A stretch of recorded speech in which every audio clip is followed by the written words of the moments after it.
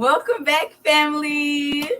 All right. Magituru Mzadi. Mangitiru Adam.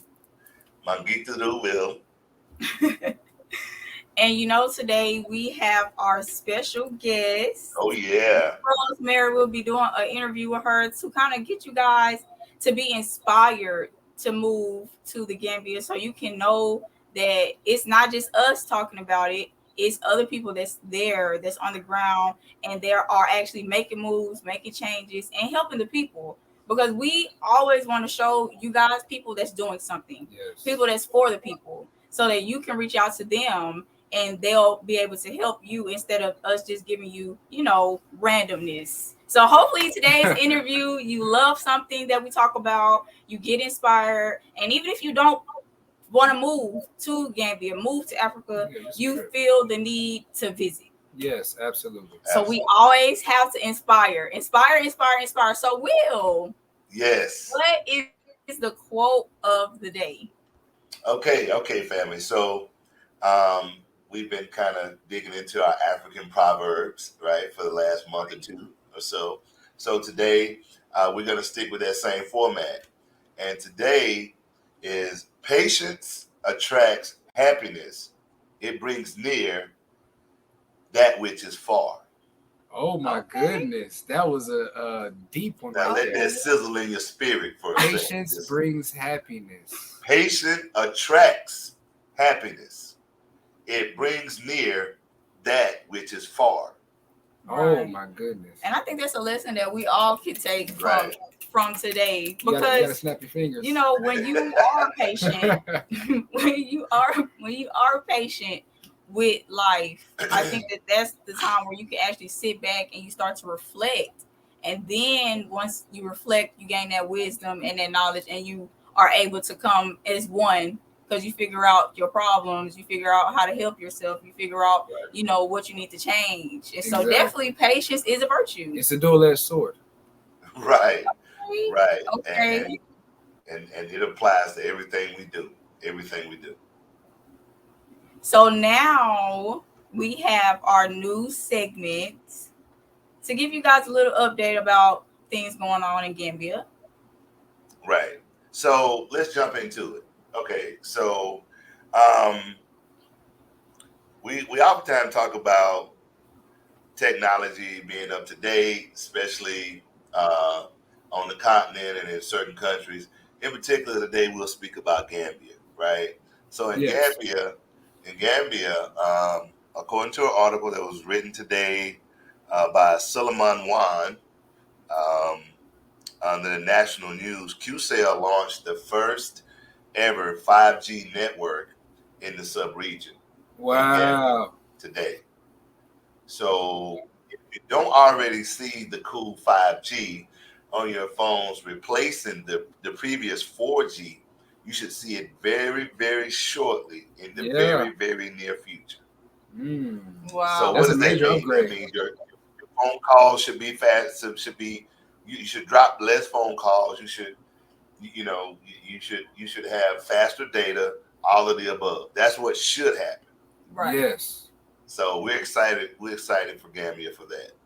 Okay. So, and I have a question about that too, because I feel like 5G is very controversial right now. Because when you think about 5G, you also think about cancer and many other things that they're saying. Because I don't know if y'all remember when they had the whole thing where they was putting the 5G towers in Africa, but they was burning them down. It was like video footages of them coming and burning those towers down. So do you think this is going to be something good for Gambia, or do you think it might be something negative? Well, Sierra Leone had it first. I think they started it first. And they were doing some of the original beta towers were test towers. And they wanted to see what the reaction would be and figure out this stuff. And they did in the U.S. also running beta tests on the towers. And so for safety reasons, there were some changes and adaptations made to some equipment to reduce that. But hoping that everything is safe in regard yes. environment, animals, people, everything involved with just trying to have some new tech and some better communications. So Okay. Okay. So I think now we have words Wolof. right, Yeah. So our words of Wolof today. Our word is B. B. It means the. So Anna iPhone B. Where is the iPhone? So Anna iPhone B. You put it at the end of the sentence. Some languages they have the end. It sounds like it's starting, but it's at the end. But a lot of languages are like that. This is one of them as well. So you put B at the end, and it's where is the iPhone. So remember, the word of today is B, and that B. means the. Okay, Okay. all Anna right. iPhone B. Mhm. Anna Hotel B. Exactly. Yeah. Okay, so you guys, as we already have said, we have our special guest, Rosemary. Rosemary, how are you doing today? I'm doing really well. Thank you so much for inviting me on your podcast. No, I'm really excited to be here. We love to have you on. Thank you. yes, Thank you. thank you for coming on. We are Jerry very Jeff. Jerry excited. Jeff. That is Okay, brilliant. Yeah. And so No, we're really. gonna ask you. Yeah, we got some questions for you, and Okay. we're really excited about this.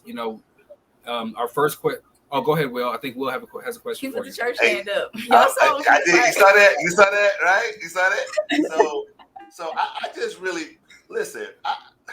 You guys know I'm an in a moment type person, right? Let's absorb this moment, right? So what is happening, people? If you're listening to us right now, Rosemary is on the continent right now. She's in Gambia. I It's am.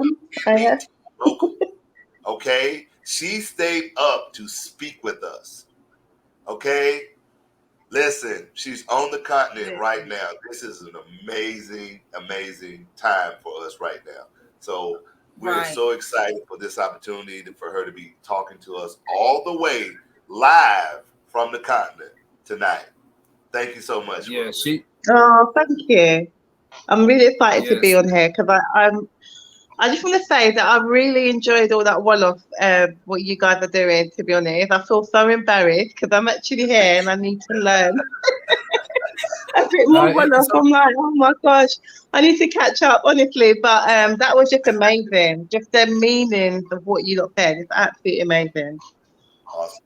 yes. Thank you. We love to have a leader, an entrepreneur, a thought invoker, somebody that's making real moves and connecting, people Yeah, together in the Gambia. yeah. Right, So we thank you, all of us, from right. deeply in our Thank hearts. you. Thank you. Definitely. Thank you. Because you guys are paving the way for us.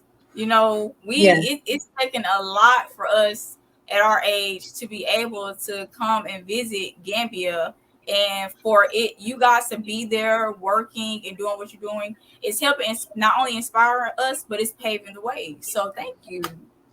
Yes, for thank sure. you. Thank you. I'm happy to. That's Okay, like so it's such an honor to even say that. I think when we're on this journey like ourselves, you kind of um, try to take it all in. You try to make sure that you're making the right decisions and things like that. So it's so inspiring when people say, "Oh my gosh, you've inspired me," or da da da da. It's just like that. Is just amazing because it's like. There was a lot of people that went before me, before I was even come to Gambia, and I felt inspired by it. So, thank wow. you. Awesome. Awesome. No, thank you. I think that's gonna be the title of this episode. Thank you. I know, I know. Hey, you can't go wrong with that title, right? Okay, so I think we all need to get to know Rosemary. We've read, the bio that you sent us, but that little snippet is not enough to know you. Where are you from? Tell us a little bit about Rosemary. What shaped you? Okay. Gosh, Who's Rosemary? So I'm originally, actually, I was born and raised in the UK, Right. in London, and but my parents are Nigerian, Okay. and so what shaped me? Gosh, I would say so many things did. I've come from the background of design. I kind of went to school to be a social worker, but I didn't end up finishing because I just didn't enjoy it. And I just felt, even at that young age, that I need to be doing something that I actually like to do. So I didn't pursue that, which wasn't obviously a favorable thing with my parents. But I went into the world of fashion and design, and just just literally came alive when I was in that world. And that kind of led me to the path of where I started my own wedding business. I started an event company in the UK, won quite a lot of awards in it, and then started my own design school. I opened up my own design school where I taught people how to learn about textures, colors, table sculpting, floor arrangement, Oh my goodness. and That's nice.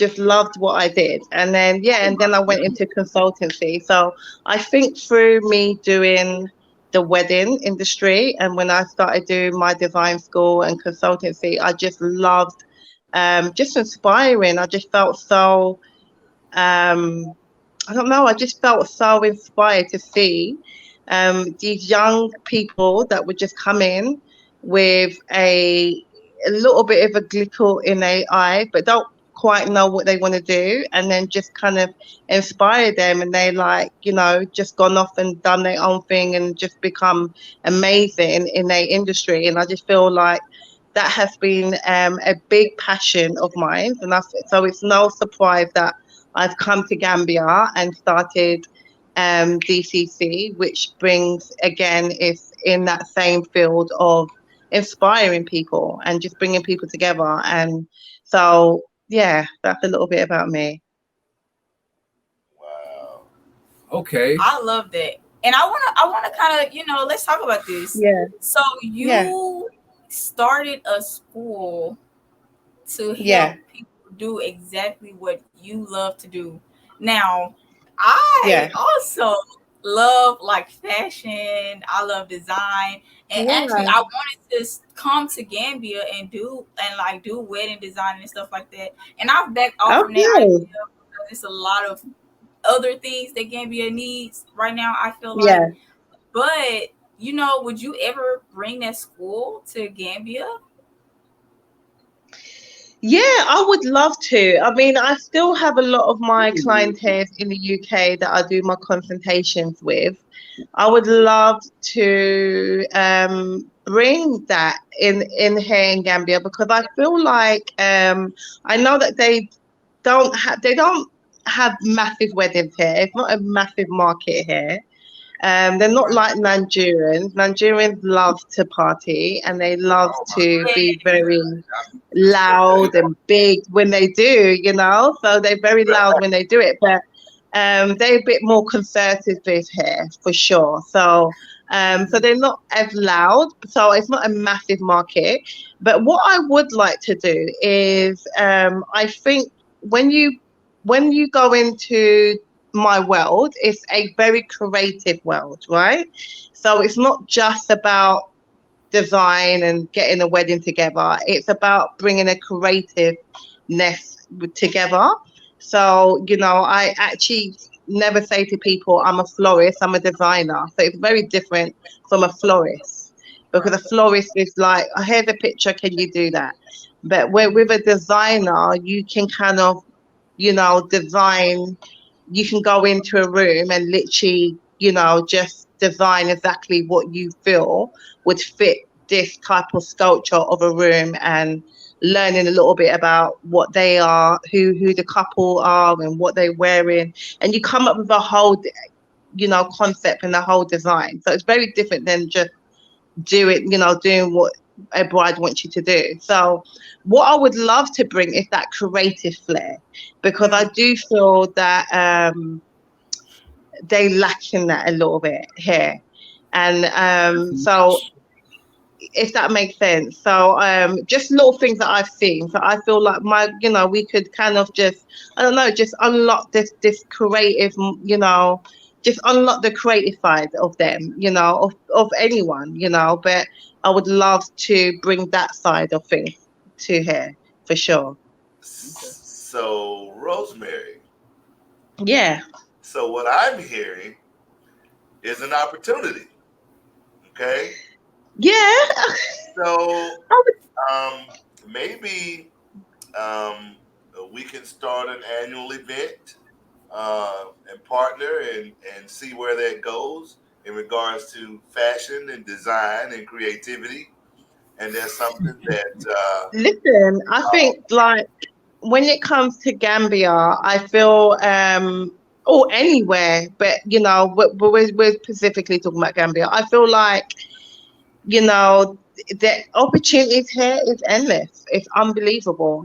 There's so much that needs to be done, and so much we can learn from the Gambians, and they can learn from us. So 100%. I think that is that door's never shut. It's my first love. It's a serious passion I have. So it's something I would always love to do. But it's like I said, it's not a huge market. So I knew that when I was coming here, it wasn't something that I was like, oh, I'm going to start my wedding industry.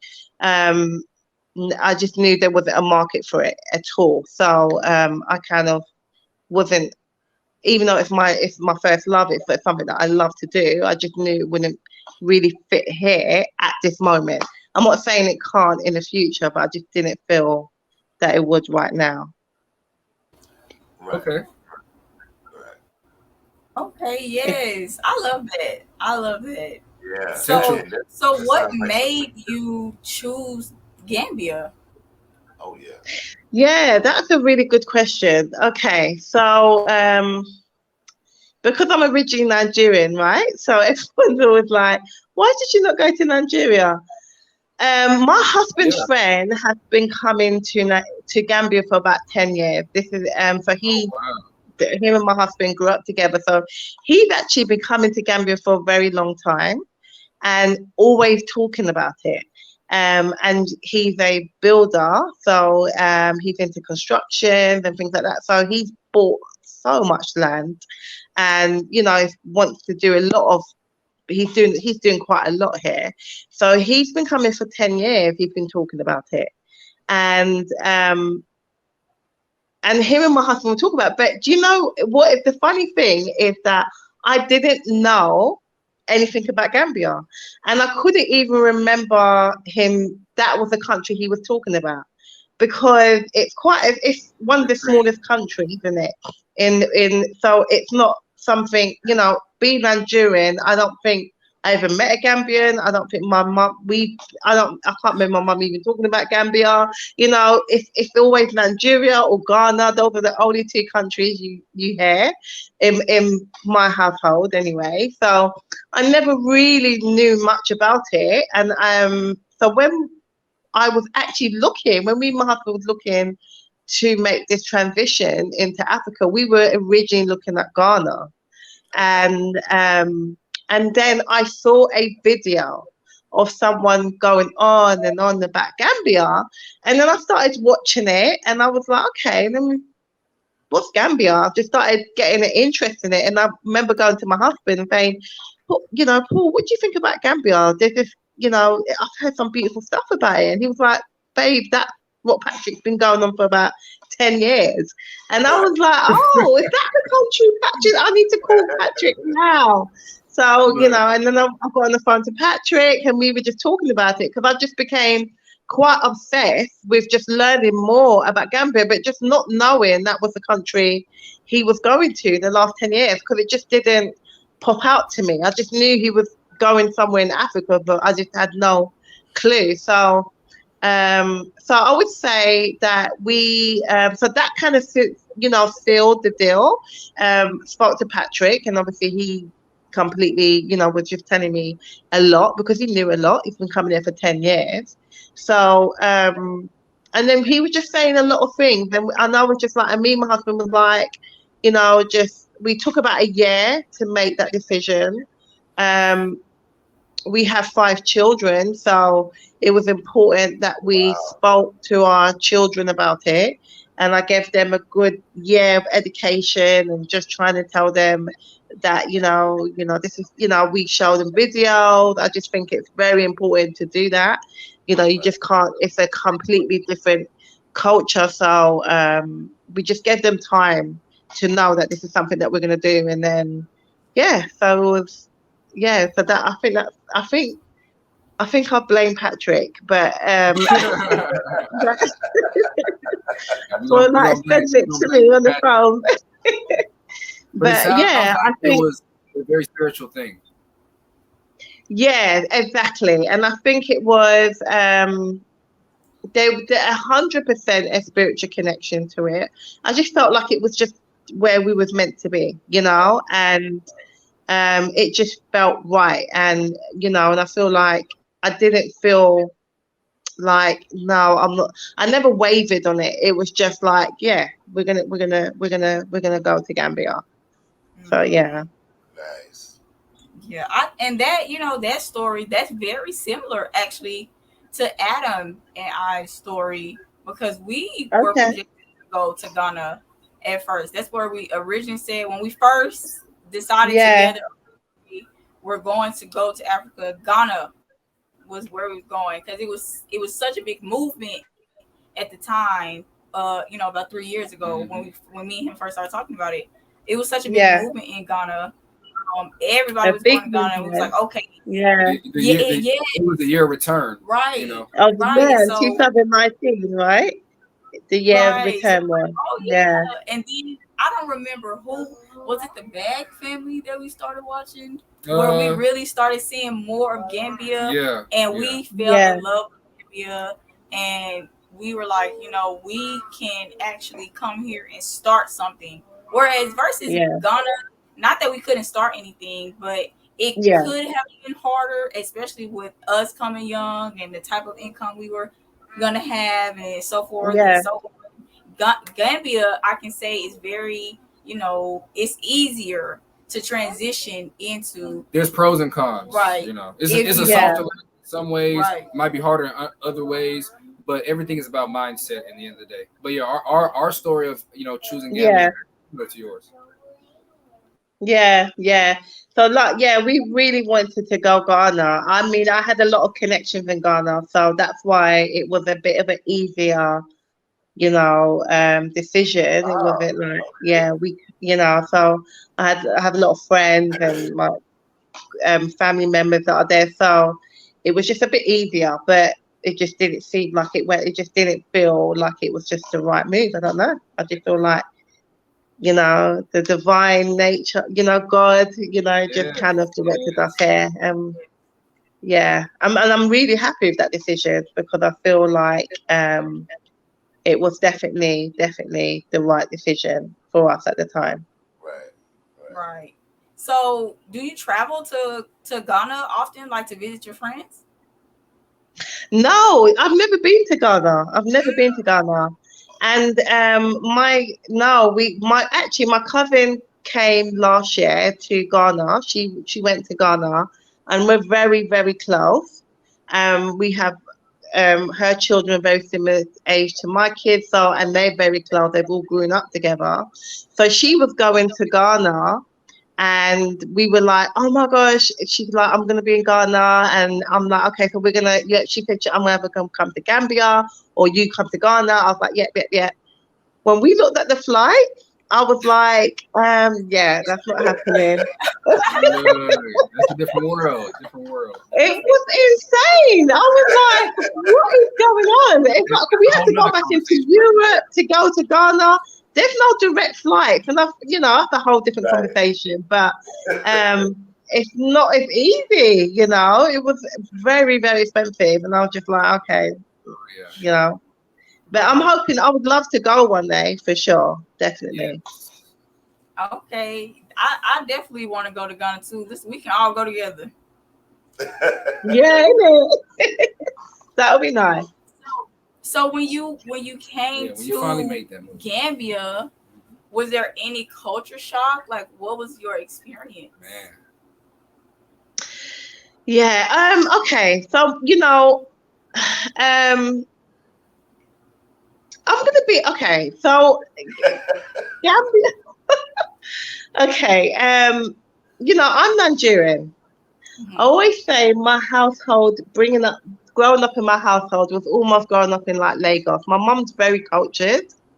Um, and I grew up with my aunties, my uncle, very loud home. So I expected them to be similar to that. They were very different, if that makes sense. So Yes. they wasn't as loud. They're very quiet people. Lovely people. But I guess so. I didn't really felt much of it. I didn't really, I don't know. I didn't really feel. I think I was just shocked of just how conservative they were, if I'm honest. Um, I understand. because I've grown up in such loud cultures, with my uncles and my aunties, and they're very loud people, and very cultured people, and very proud, and so I just expected, I'm going to Africa. I don't know why, but I just expected the people to be similar to that, but they're very different, very conservative, not as loud, and things like that. So I think that was a little bit of a shock, if I'm honest, but. It's very close. Yeah, and then I think, in terms of like just the culture, just little things that that you may miss from the UK, like light, consistent light and things like that. Took time for my kids to get used to, especially my sons because they're playing Fortnite and their games with their friends in the UK, and they were not finding that funny at all when the lights will keep cutting off. But they completely adjust now. If it cuts off, no one even it's like it doesn't even do nothing to us. We're just so used to it now. But Right. yeah, and I think so I wouldn't say I don't know. Maybe if you sent it to someone else, they might come up with something different. But I just feel like I didn't really find anything that I felt like, oh my gosh, I can't. It's such a major shock. They eat very different as well. They do eat differently. Um, I think that was a little bit of a shock as well because again, we eat our foods are we have a lot of dishes and it's very peppery. They eat very differently. So I don't know. I just felt like it was just interesting. It is just so interesting to I think just even me, that I'm 41 years old, for goodness sake, like you'd think I would be I might have a bit more knowledge on that, but I just didn't. And I just felt like, wow, they're very different. So I learned so much, about, just because it's in Africa, you expect everyone to be the same. They're not, they're all very different. So it was a lot of learning for me, to be honest. But yeah, I wouldn't say anything that has been very difficult. I just think it's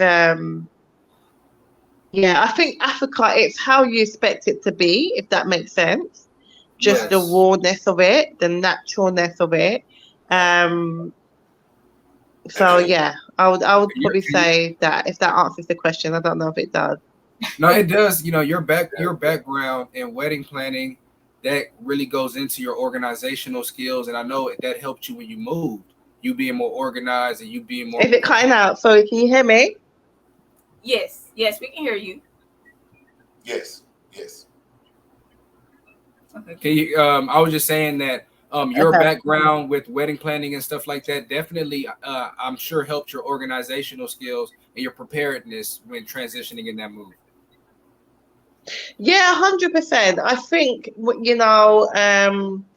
I think, yeah, I think when you have that type of mindset, you know, where you're quite you know, creative like that, I will step in and see things very differently from somebody else that may step in and see all the faults, if that makes sense.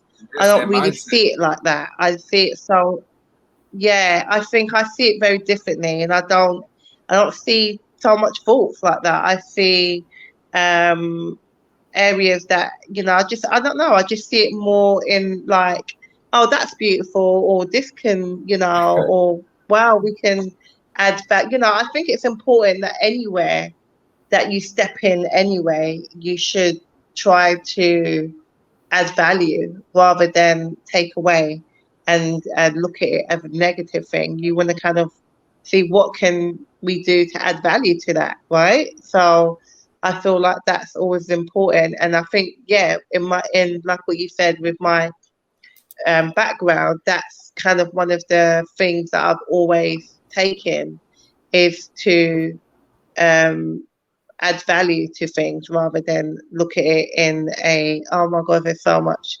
issues. Don't get me wrong, there is a lot of things that will frustrate the life out of you here, but you know, but trust me, there is a lot. But you will, you know, it is still, it's like you said, it's the mindset. It's still stepping in and just seeing the beauty as well as the other side of it as well, for sure. Right. I think beautifully said. You know, Beautifully said. basically, Yes. you guys, she had a great move. We're happy for that, and I'm sure she didn't have a Yeah, choice because if you move in a family with 5 kids, you got to make it as seamless as possible. And so yeah, she did that. Y'all, you know, take that into account and think for yourself. Like, it's not hard. It's not a lot to move from one place to the next. You just have to prepare. You just got to take your time, and you just have to have that mindset of, I want to be here. I need to be here. yeah, How can I help this yeah, place that I'm in? And that is what's going to actually drive you or help you stay when it gets hard, when it gets rough. yeah, Absolutely. Yeah. absolutely. Totally agree. So how do you sustain yourself in Gambia? You know, your business ventures, present and future. Yeah, I mean, okay, so sustaining ourselves here has, well, I will say this, preparation is essential. You know, it's and preparing yourself saves you time and money, and you know, so it's really, really important to prepare yourself.